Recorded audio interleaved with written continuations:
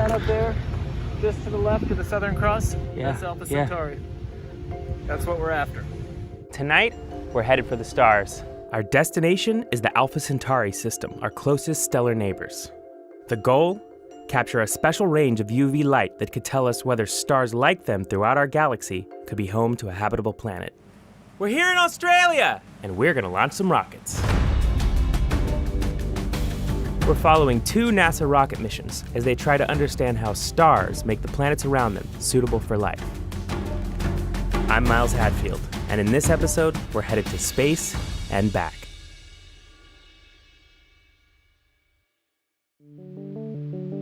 After years of planning and preparation, it's launch night. The payloads are tested and ready. The rocket motors are poised for ignition. The entire staff has rehearsed every step of the launch procedure. But one thing wasn't cooperating: the wind. For the last few days, it's been unusually strong. Maybe we should have brought a kite instead of a rocket. Hello! Oh, there you are. What's up? So, just down chatting with the weather folks, and heading in the right direction, better than last night. Not quite in the acceptable range. The locals are saying this is very out of character for this time of year in this area, so. That's Brittany. We met her in the last episode. As a range safety officer, it's her job to make sure the rocket won't be blown off course. But at a brand new launch range, nobody really knows for sure what's going to happen. Even historical data wasn't of much help. Mike, our flight safety analyst, looked at 10 years worth of wind data. Every single scenario he ran, we were in for our limits. Still, the countdown clock ticks on. There's lots to be done that doesn't depend on the weather in the meantime.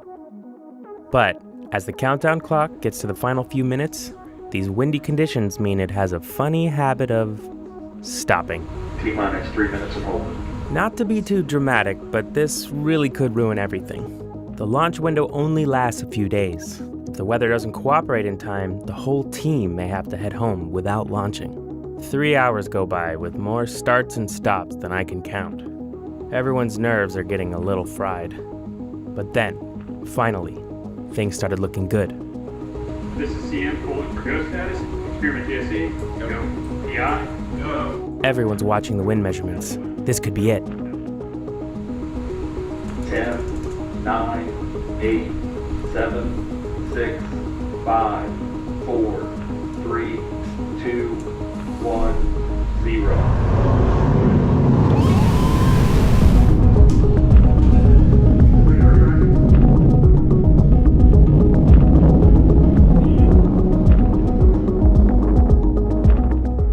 Within 6 seconds, the rocket is already over a mile up. A minute in, the rocket despins, and the shutter door opens for its first view of space. The onboard star tracker guides the telescope towards the target. The scientists manually fine-tune its pointing to center it into their telescope's view. It looks like a single star on the computer monitor, but their powerful instruments should detect 2 sources of light. That's if everything is still working after launch. After all, we did just blast it into space with almost 2 tons of rocket fuel. Yeah. That's the hotter star. That's the hotter star. That's the cooler star. Yes! Yes! They've done it. As the telescope descends back to Earth, it's time to celebrate. Woo!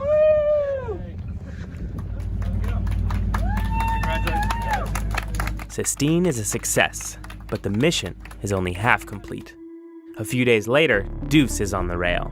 Luckily, the rough weather has passed. And it looks like Deuce might even launch on their very first try. We're down to the final few seconds. 3, 2, 1. Oh, by the way, there's some important history I totally forgot to mention. The last time NASA launched sounding rockets from Australia was in 1995, and Deuce's telescope was on that flight. In fact, this is the telescope's 16th time in space. Deuce is a great example of how much bang for your buck you can get from sounding rocket missions. Okay, back to the launch. 1, 0.